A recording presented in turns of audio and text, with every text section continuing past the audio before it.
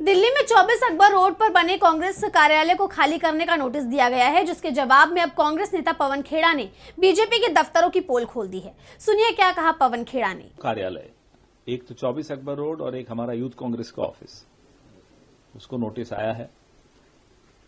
पूरा देश, उसकी प्राथमिकता क्या है आज देश की प्राथमिकता है कि एलपीजी की कतारों में न लगना पड़े, ब्लैक में न खरीदना पड़े, पेट्रोल और डीजल की किल्लत न महसूस करनी पड़े, महंगाई न हो, हमारे किसान गरम मसाले के किसान, केले के किसान, अंगूर के किसान, हल्दी के किसान, बासमती चावल की जो हालत, सब कुछ अटका हुआ है अभी, प्याज की जो हालत है, ये सब देखते हुए देश की प्राथमिकता तो ये है।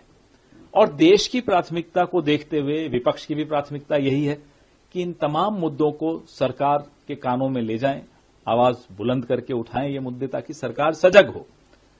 यही किसी भी लोकतंत्र में विपक्ष की भूमिका होती है। लेकिन सरकार की प्राथमिकता और सरकार की भूमिका आज आपके सामने है। सरकार की प्राथमिकता है कि इन तमाम मुद्दों से देश का ध्यान हेडलाइन मैनेज करके हटाया जाए, उनको व्यस्त रखा जाए, विपक्ष का मुंह बंद किया जाए ताकि ये मुद्दे न उठा पाए, ताकि सवाल न पूछ पाए, ताकि जनता की समस्याएं प्रेस कॉन्फ्रेंस न कर पाए, विरोध न कर पाए, जैसा कि हमारे यूथ कांग्रेस ने किया। ये सारे विरोध का एक तरीका होता है। आप कितनी ही कोशिश कर लीजिए, कांग्रेस का आप मुंह तो बंद नहीं करा पाएंगे।